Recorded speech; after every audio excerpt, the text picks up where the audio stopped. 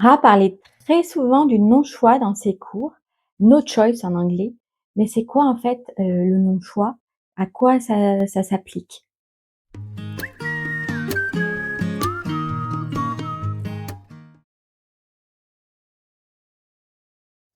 Depuis le début, en fait, moi, je veux vraiment comprendre qu'est-ce que c'est que ce non-choix. Comprendre notamment la portée du non-choix, à quoi ça s'applique en vrai dans notre vie. Donc, premier réflexe, comme tout le monde, je cherche sur le net et j'ai pas trouvé grand-chose en fait. J'ai trouvé un ancien étudiant de Ra, que j'aime beaucoup par ailleurs, mais qui là dit qu'il voit pas trop l'intérêt du non-choix, qu'il comprend pas l'engouement qu'il y a à ce sujet, alors que moi en fait, je suis intimement convaincue que comprendre le non-choix, c'est à la base de ma compréhension du design humain, que c'est vraiment fait pour moi. Il y a un petit ampoule qui s'éclaire, ça, c'est pour moi. Je vois un autre étudiant de Ra, qui dit lui, qu'en gros c'est du grand n'importe quoi. Pourquoi pas? Donc, je dirais qu'il faut quand même faire preuve d'un peu de discernement, au niveau des anciens, élèves de Ra. On les porte tous au nu et c'est bien normal, ils l'ont connu donc ça nous intéresse. Mais il faut bien comprendre, que nous sommes chacun un filtre. Nous avons chacun notre propre vision de la vie. Heu et pourquoi je dis ça? Parce que là, ici, vous êtes en train de regarder mes vidéos et c'est pareil pour ici. J'ai mon filtre, ma vision de la vie et c'est à chaque fois qu'on écoute quelqu'un, qu'on regarde quelqu'un, c'est quand même à prendre en compte. C'est très important, je trouve. Et je vais donner aussi une autre clé, que j'ai captée sur mon chemin spirituel. C'est que quand on dit: «Non, non, ça c'est du grand n'importe quoi», quand ça nous bouleverse comme ça, vraiment très fort à l'intérieur, je trouve qu'il y a une question à se poser qui est essentielle. Qui parle? Qui est bouleversé? Parce qu'en fait, si on réalise, la conscience, elle n'est jamais bouleversée. La partie en l'intérieur de nous qui est bouleversée, en règle générale, c'est le mental. C'est le mental, lui, il est tout le temps bouleversé, surtout quand ça va pas dans son sens. Donc, c'est vraiment intéressant, de commencer à capter cette différence entre la conscience et le mental. Parce qu'il faut pas s'arrêter au niveau du mental si on veut comprendre le non-choix. Le mental va nous aider à comprendre les éléments, logiques, les éléments, prouvés scientifiquement. Tout ça, c'est le mental qui va nous aider à comprendre le non-choix. Mais la vraie compréhension, à l'intérieur de nous, c'est, au-delà du mental. Donc moi, j'ai eu la chance, de d'avoir accès à de nombreuses ressources de rats et j'ai vraiment investigué, comme on dit, dans le DH. Je n'ai pas de ligne 1 dans mon profil, mais j'ai 8 lignes 1 dans ma matrice, donc c'est déjà pas mal et je vais pas vous le cacher, moi aussi ça m'a bousculée parce que c'est bousculant. C'est, vraiment ça va vraiment à l'encontre de tout ce qu'on nous a dit ces dernières années, notamment le développement personnel, et peut-être de nos croyances personnelles justement. Et en même temps, personnellement, j'adore, cette sensation où je sens qu'il se passe quelque chose, au niveau de mes cellules. Cette sensation que la compréhension, elle est en train de descendre au niveau des cellules, mais vraiment au-delà du mental. Je trouve que c'est génial cette sensation. Moi, j'adore ça et c'est ce qui s'est passé pour moi, dans cette investigation. Donc dans ces vidéos, parce qu'il y en aura 3, je vais vous partager mes investigations, bien sûr, les arguments concrets que Ra avance sur le non-choix, mais aussi tout ce que j'ai appris aujourd'hui sur ce sujet. Pourquoi je dis aujourd'hui? Parce que c'est là où j'en suis aujourd'hui, c'est pas une vérité absolue, c'est mes investigations aujourd'hui. Peut-être que demain ça sera autre chose. Et c'est important, il faut qu'on se donne tous cet espace, chacun d'entre nous. Ce que je crois aujourd'hui, c'est pas ce que je crois demain, c'est OK, j'avance comme ça. Et aussi, je vous donnerai qu'est-ce que ça a changé, qu'est-ce que ça a commencé à changer dans ma vie, le non-choix, ce concept. Je ne devrais pas dire concept, je vais vous dire pourquoi dans un moment. Donc, en fait, c'est un peu la série de vidéos que j'aurais aimé trouver quand j'ai cherché sur le net et que je n'ai pas trouvé et donc que je fais. Donc, je fais aussi le souhait, que ça vous aide à comprendre et à commencer à intégrer donc se fait. Parce que Ra, en fait, il disait que le non-choix, ce n'est pas un concept, c'est un fait. Et j'adore ça, en fait. Donc, je fais le souhait que, comme moi, ça change quelque chose dans votre vision de la vie et que ça vous aide. On y va. Premier point à poser, c'est que le non-choix, il a bel et bien été transmis à Ra par la voix lors de leur rencontre en 87 à Ibiza. Et il en parle en fait dès le début. On le trouve dans l'un des premiers, si ce n'est le premier livre que Ra a rédigé, qui s'appelle The White Book from the Book of Letters. On le trouve là-dedans. Donc, et vous trouverez l'extrait auquel je fais référence dans un dossier que j'ai compilé pour moi d'abord, pour vous ensuite, et dans lequel j'ai réuni tous les extraits où Ra explique un point important du non-choix et ces points-là, je vais les exprimer dans ces vidéos. C'est un fichier PDF qui fait une quarantaine de pages, ne prenez pas peur. Vous pouvez le télécharger gratuitement sans aucune contrepartie, sans même une adresse mail. Euh, donc le lien se trouve dans la description de cette vidéo. Donc premier point, c'est bel et bien une information qui a été transmise par la voix à Ra. Ce n'est pas quelque chose qu'il a lui-même conceptualisé, contrairement à ce que disait la personne qui disait que c'était du grand n'importe quoi. Ensuite, pour répondre à ma question, qui est peut-être aussi la vôtre, quelle est la portée du non-choix? À quoi ça s'applique dans notre vie?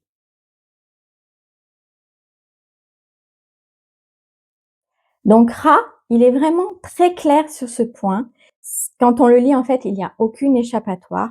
Et c'est moi personnellement ce que j'aime chez Ra, cette capacité qu'il avait à dire les choses clairement sans tourner autour du pot. C'est pas pour rien qu'il avait la matrice qu'il avait, hein. Donc Ra dit clairement, le libre arbitre n'existe pas. Le libre arbitre n'existe pas. Le libre arbitre est une illusion. Donc le non-choix, il s'applique à tout, à toute notre vie, puisque le libre arbitre n'existe pas.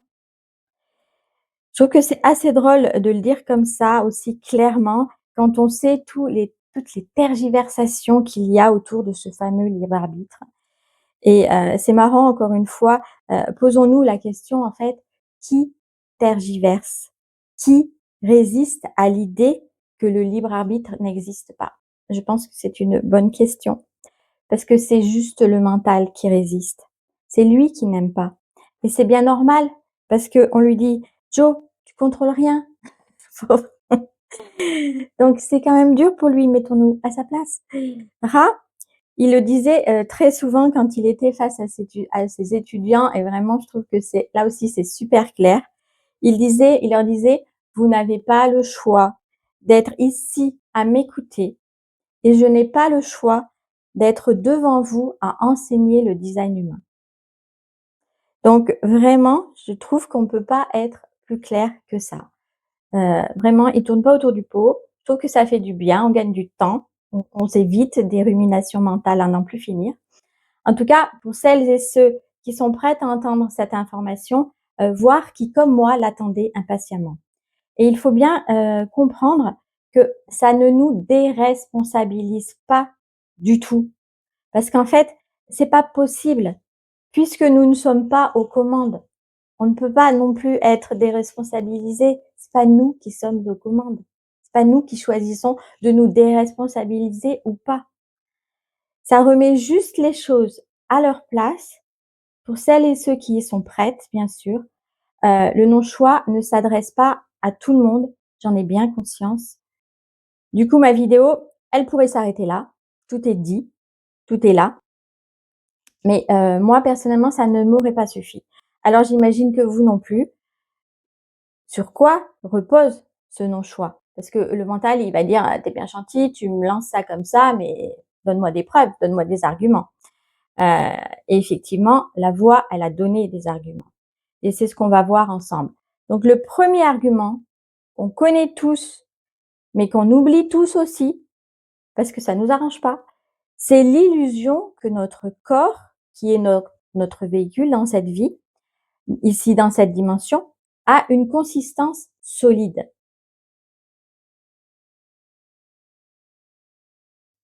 Et ça, c'est vrai que ce n'est pas un scoop. On le sait tous. On sait que, si notre corps a l'air solide, en réalité, si on le regarde au microscope électronique avec un agrandissement suffisant, il n'y a quasiment que du vide. On le savait même avant que Ra en parle. Et Ra, lui, il rajoute que nous voyageons dans l'espace à plusieurs centaines de milliers de kilomètres par heure et que nous sommes constamment traversés par des particules qu'on appelle aujourd'hui des neutrinos, qui, eux, voyagent à une vitesse proche de celle de la lumière. Donc, bien sûr, on n'a aucune conscience de tout ça. C'est ça qui est intéressant car ça montre que physiquement, nous ne percevons pas la réalité dans laquelle nous vivons. C'est une réalité, en fait, qui nous échappe au quotidien et c'est bien normal, on est d'accord. Heureusement pour nous, d'ailleurs, ça serait pas vivable sur terre, je pense. Mais soyons juste conscients de cette première réalité d'un véhicule constitué essentiellement de vide qui se déplace à très grande vitesse et qui est constamment traversé par des particules qui portent en elles des informations. C'est ça notre réalité. On voit bien que la structure de nos matrices est déjà bien au-delà de notre contrôle, de la possibilité d'un contrôle du mental. Qu'est-ce que notre mental pourrait bien contrôler dans tout ça, alors même qu'il n'en a aucune conscience de comment ça marche, de comment c'est au quotidien? Deuxième argument, le non-choix. Radi, le non-choix, il est là dès le début, dès notre conception. On va poser le cadre.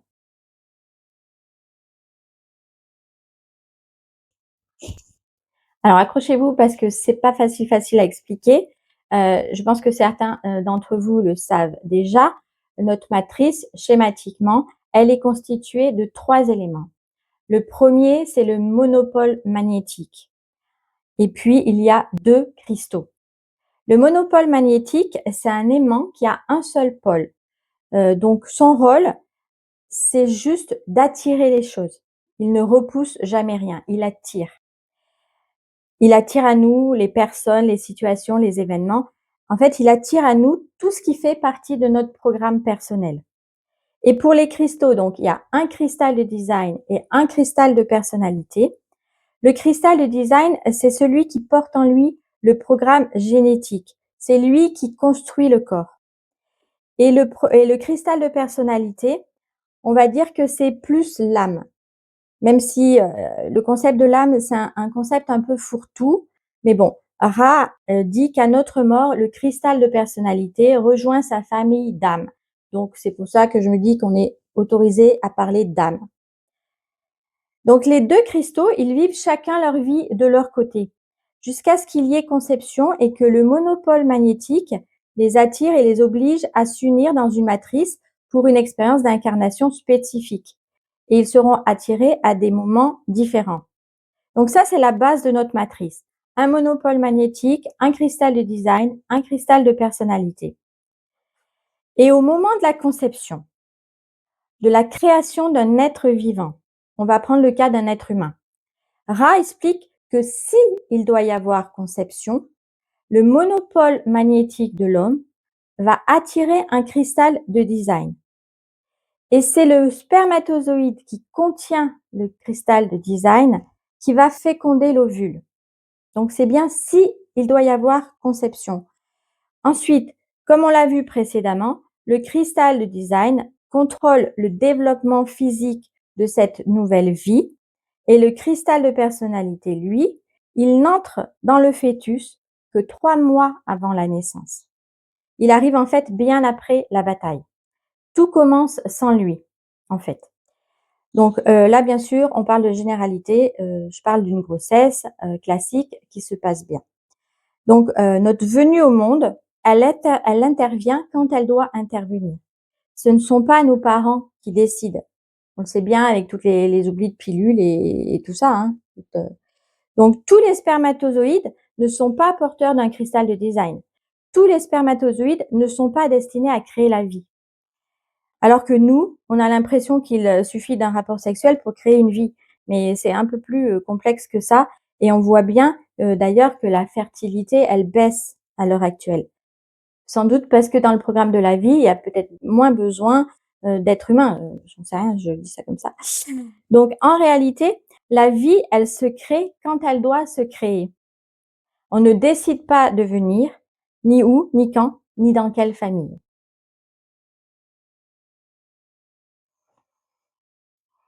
Je sais que ça va à l'encontre de tout ce que disent, certains mouvements spirituels ou de développement personnel, hein. J'ai baigné comme vous, je pense, et ils nous ont aussi souvent dit que nous choisissions notre vie, notre incarnation, nos parents. Bon, voilà, ça c'est une croyance. Une nouvelle croyance aujourd'hui, je vais dire, serait de dire que peut-être que non, en fait, on choisit pas et moi personnellement, je vois dans l'évolution, j'ai quand même cette sensation qu'on nous donne les informations, petit à petit, au bon moment pour nous permettre, d'avancer, en fait. Il y a eu un temps pour le développement personnel et on a vu, en fait, à quel point le développement personnel a permis d'écarter le carcan de plein de choses. Donc vraiment, ça a été quelque chose de bénéfique pour tout le monde. Et après, il y a eu un temps des concepts spirituels qui nous ont été transmis en grande partie malgré tout par le New Age, hein, qu'on le veuille ou non. Et aujourd'hui, nous sommes peut-être prêts à intégrer le fait une- que la vie, en tout cas une vision plus contraignante, plus contrainte, je veux dire, de la vie sur Terre. Je pense vraiment que l'évolution, elle dévoile son plan petit à petit et chaque fois elle nous en dit un peu plus et on évolue un peu plus, mais elle peut pas tout nous dire d'un coup, ça serait trop violent. Mais bon, c'est vrai que j'ai lu que Ra, il disait que ça le faisait rire quand on lui disait qu'on choisissait, nos parents. Pour lui, c'est de la mécanique, on choisit rien du tout. D'ailleurs, pour les bouddhistes, c'est un peu pareil, hein. J'ai suivi un maître bouddhiste pendant 9 ans et c'est vrai que, pour eux non plus, on ne choisit pas notre incarnation. C'est le karma qui décide et le samsara qui est un cycle de renaissance, en fait, on le subit. On n'a pas le choix. Dans le livre, tibétain de la vie et de la mort, Sogyal Rinpoche, il parle de cycles incontrôlés de la vie et de la mort. Donc sur lesquels on n'a aucun contrôle. C'est le karma qui fait sa roue, quoi, qui nous entraîne dans une roue. Et d'ailleurs, même l'éveil au niveau des bouddhistes, moi ça m'avait beaucoup surprise ça. Euh, c'est l'éveil qui nous permet donc de sortir des cycles de renaissance. Mais ils disent bien que l'éveil, on ne peut pas le provoquer. Il arrive s'il doit arriver. Il n'y a pas un plan d'action qui dit tu suis là A, B, C et puis après tu arrives à l'éveil en fait. C'est pas vrai. On ne peut rien faire pour atteindre l'éveil. Donc là encore, il n'y a aucun choix possible. D'ailleurs, il y a pas mal de personnes, pas mal, je sais pas combien, il y a des personnes à qui c'est arrivé et en fait, elles n'étaient pas du tout pratiquantes de rien du tout. Ça leur est tombé dessus, un peu violent d'ailleurs, mais il y a aucun choix là-dessus. Donc voilà. Donc jusqu'à présent, on a vu les 2 premiers arguments. Le premier, c'est que notre corps, c'est quasiment que du vide lancé à pleine vitesse dans l'espace et traversé par des neutrinos. OK. Deuxième argument, que notre conception fait partie du programme et intervient quand elle doit intervenir. Deuxième point. Donc, Ra va encore plus loin, plus en profondeur. Troisième argument. Dans ce troisième argument, Ra, il nous explique que notre véhicule, notre corps, est en fait un groupe de cellules et que chaque cellule est dotée d'un cristal de design qui est unique. Les cellules, elles n'ont pas de cristal de personnalité.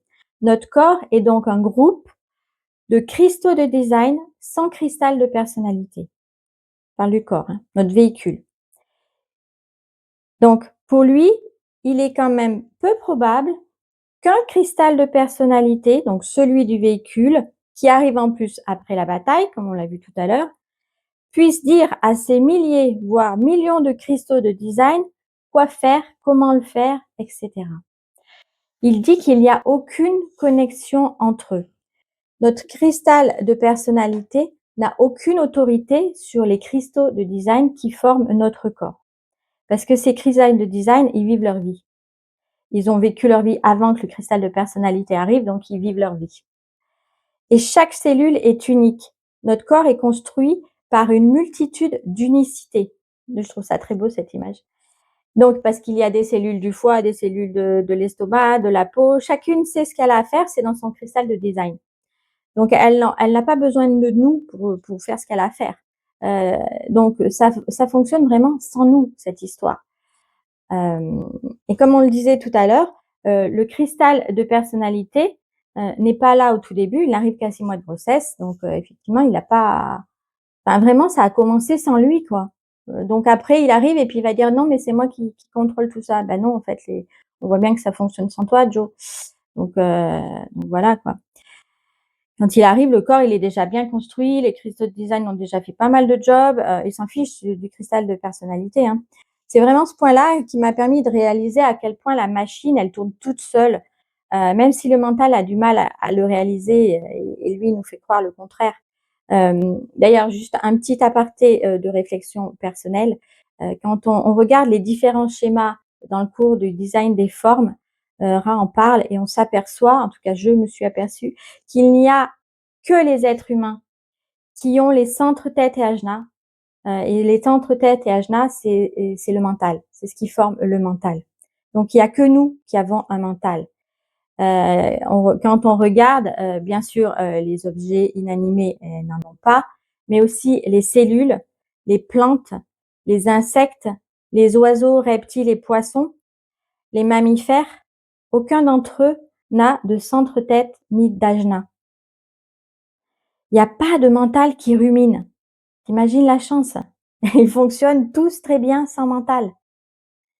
Moi, j'ai trouvé vraiment ça dingue quand j'ai compris ça, quand j'ai vu ça, parce que ça montre à quel point la vie, elle se déroule sans mental. Vraiment, quoi. Les mammifères n'ont pas de mental. Les mammifères, c'est quand même ce qui est plus proche de nous. Et leur vie fonctionne très bien. Ils prennent aussi des décisions. Aboyer, sortir, manger, jouer, ce sont des décisions. Et tout ça, ils le font sans mental. Euh, D'ailleurs, ça m'a fait rire parce que je suis sur les réseaux sociaux une éducatrice canine et elle disait que contrairement à ce qu'on croit, les chiens ne font pas de bêtises. J'adorais cette phrase. Les chiens ne font pas de bêtises. Si quand tu reviens chez toi, il a dévoré ta chaussure, c'est juste qu'à l'instant T, il y avait un stress, il y avait un ennui, mais il n'a pas fait ça pour t'embêter. Il n'y a pas de construction mentale derrière ça. Il n'y a pas de mental, en fait. Donc j'ai trouvé ça très éclairant. Parce que si on arrive à mettre notre mental en sourdine, on peut voir que la vie, elle se déroule, contrairement à ce qu'on croit. Contrairement à ce que lui, il veut nous faire croire, en fait.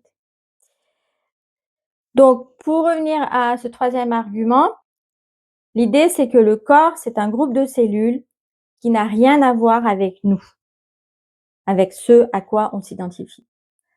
Le corps, ce n'est pas nous.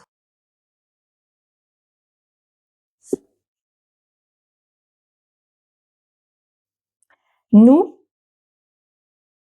nous sommes la conscience qui est à l'intérieur du véhicule. Il n'y a aucun lien, comme on l'a vu, entre le cristal de personnalité et les cristaux de design qui créent notre forme. Aucun lien, c'est un peu l'image du mariage forcé, quoi. Voilà, ils connaissent pas, quoi. Et donc, c'est le mental qui crée cette identification à la forme, au véhicule. C'est lui qui nous fait croire que nous sommes le véhicule, que nous sommes la forme. Alors qu'en fait, nous sommes juste là pour le spectacle, rien d'autre. Nous ne sommes pas la forme. C'est comme quand on monte dans sa voiture, on sait bien qu'on n'est pas notre voiture, à quelques exceptions près. Mais en règle générale, on sait que nous ne sommes pas notre voiture, on ne s'identifie pas à notre voiture. En revanche, on s'identifie à notre corps. Et souvent, nous, en particulier les femmes, on ne l'aime pas ce corps, on le critique, on en voudrait un autre, alors qu'en fait, ce n'est même pas nous. Si on réalise ça, ce n'est même pas nous. On s'identifie à quelque chose qui n'est pas nous. D'ailleurs, si on le comprenait, on traiterait mieux notre corps parce qu'on a tendance à traiter mieux tout ce qui n'est pas nous. Je ne sais pas si vous avez remarqué ça. Et comprendre le non-choix, ça change totalement notre rapport au corps. Car en fin de compte, puisque ce n'est pas nous, on va peut-être arrêter de le critiquer. On peut même ressentir de la gratitude pour l'expérience de vie qu'il nous permet de vivre. Et petit à petit, l'idée de lui donner enfin ce dont il a besoin pour faire son chemin correctement, en termes de nourriture, de repos, de mouvement, cette idée va enfin émerger. En tout cas, c'est ce qui se passe pour moi, car c'est toujours plus facile de prendre soin de quelqu'un d'autre que de soi-même. Et le corps devient ce quelqu'un d'autre grâce au non-choix. Donc, pour reprendre le fil de l'histoire, Ra explique que c'est le néocortex qui attire le cristal de personnalité au bout de 6 mois de grossesse pour l'occuper en quelque sorte. Il l'invite au spectacle pour qu'il ait quelque chose à voir, à regarder, pour l'occuper vraiment. Nous sommes juste invités au spectacle. D'ailleurs, ce que je trouve très intéressant, c'est la place du cristal de personnalité quand on regarde le schéma corporel. Donc, le cristal de personnalité, il se situe dans le centre-tête, juste au-dessus du crâne. C'est vraiment une position de spectateur si on regarde bien. Il n'est pas directement inclus dans le jeu. Donc, juste une petite parenthèse, le cristal de personnalité, ce n'est pas exactement le passager. Ils sont très liés tous les deux, mais ce sont tout de même 2 entités différentes. Donc c'est pas le sujet ici, bien sûr, mais c'est juste pour être, clair et ne pas introduire d'erreur. Ra, il dit que le passager, c'est une sorte de sous-produit de notre structure. Notre configuration dans cette dimension, elle est telle qu'il y a un passager. Donc en fait, nous sommes juste invités à une pièce de théâtre et chacun d'entre nous est avec un personnage en particulier et on se prend tellement au jeu qu'on croit sincèrement être ce personnage. On a totalement oublié qu'on est juste des spectateurs. On s'est totalement identifié. Elle vient de là, en fait, la souffrance. Elle vient de l'identification et cette identification, elle est créée par le mental. Bouddha, il le disait autrement, mais il disait la même chose. Il disait que si la douleur, elle existe réellement, la souffrance, elle est créée par l'identification au personnage. Et c'est le mental qui crée cette identification. Vraiment, c'est lui qui nous fait croire à ça. Donc la seule chose qu'on peut faire, bien sûr, si ça fait partie de notre programme personnel, hein, parce que c'est le non-choix dans le non-choix, là, c'est un peu compliqué. Mais la seule chose qu'on peut faire si ça fait partie de notre programme, c'est de nous abandonner à la forme. C'est d'être le spectateur de la vie, de la forme, de notre corps. Donc s'abandonner à la forme, qu'est-ce que ça veut dire en fait? Ça veut dire que c'est de réaliser que la vie dont nous sommes le témoin, c'est celle de notre forme, de la forme à laquelle nous sommes associés, plus exactement puisqu'elle ne nous appartient pas. Donc Ra, il disait: «On ne choisit pas, de respirer. On ne choisit pas d'aimer non plus». Il disait que l'amour, c'est l'exemple le plus parlant parce qu'on ne peut rien faire pour qu'il se produise et on ne peut rien faire pour qu'il s'arrête. Il a sa propre vie, indépendamment de nous. On le ressent ou on le ressent pas. C'est tout. Et là, Ra, il parle aussi des fractales. Et moi, je comprends ça comme notre ligne de vie. D'ailleurs, il dit que si notre vie nous paraît parfois tortueuse, sinueuse, on a l'impression qu'on a fait des loopings et machin et trucs et bidules. En fait, lui, il disait que c'est une ligne droite. Nous sommes chacun en réalité sur une ligne droite, sur une fractale et on va rencontrer d'autres fractales. Ra, il disait, qu'il y avait beaucoup de gens, sur sa fractale, qui ont évité la vérité en l'étudiant. C'est juste un petit clin d'œil parce que je crois que ça n'a pas beaucoup, changé. Et il y a beaucoup de personnes qui étudient, le design, mais il y a pas beaucoup qui le mettent vraiment en œuvre. Il y a pas beaucoup qui osent affronter la vérité de qui ils sont. No choice de toute façon, on est bien d'accord. Donc certains d'entre nous auront la chance de vivre leur design et d'autres ne feront que l'étudier. Ça fait partie du programme de chacun. Parce que finalement, on ne sait pas ce qui fait partie ou pas de notre programme personnel. C'est comme ça. Donc c'est clair que, cette chaîne que je suis en train de créer, elle est destinée aux personnes qui sont sur ma fractale, donc aux personnes qui sont destinées à être transformées par l'expérience du design humain et pas vraiment celles qui ne font que l'étudier. L'étude, soyons clairs là-dessus, l'étude, elle est vraiment indispensable, vraiment. Là, vraiment, je suis d'accord avec ça. On ne peut pas faire sans étudier l'EDH, en fait. Je le pense vraiment. Parce que je pense pas, ayant été moi-même analyste au tout début, je ne pense pas qu'une analyse soit suffisante. On voit bien que ceux qui avancent, ils sont obligés d'étudier un petit peu, un minimum, le design. Donc, OK, mais si on s'arrête à l'étude, par contre, je vois pas à quoi ça sert si ce n'est alimenter encore et encore le mental et en plus, il peut en faire des choses, on le connaît un peu ce mental, hein. Il peut un peu gonfler son ego aussi. C'est un peu dommage et pour nous, les générateurs manifesteurs comme moi, je dirais honnêtement que l'expérience, elle est vraiment beaucoup plus importante que l'étude. Ce qui n'est pas forcément le cas pour les projecteurs, on est bien d'accord. Mais pour nous, les générateurs manifesteurs, notre sacral, c'est vraiment, c'est vraiment le la clé pour nous et en plus, c'est génial. C'est vraiment le kiff aussi de rencontrer son sacral, de rencontrer sa boussole. Je pense qu'on ne se sent jamais plus seul après. C'est ça change vraiment la vie, quoi. On va s'arrêter là, pour aujourd'hui. Je pense qu'il y a déjà beaucoup d'informations. Donc pour celles et ceux qui en veulent plus, je vous rappelle que vous pouvez aller télécharger le dossier No Choice sur mon site. Le lien est dans la description. C'est dense, tout ça c'est très dense. J'espère que je vous ai pas trop perdu en route. Accrochez-vous car je garde bien sûr le meilleur pour la fin et on se posera aussi la question forcément, de l'intérêt de vivre son design, finalement s'il n'y a aucun choix et de qu'est-ce que ça apporte le non-choix en fait dans la vie. On se retrouve donc dans quelques jours. Laissez, poser tout ça. Voilà, je vous dis à bientôt. Ciao, ciao.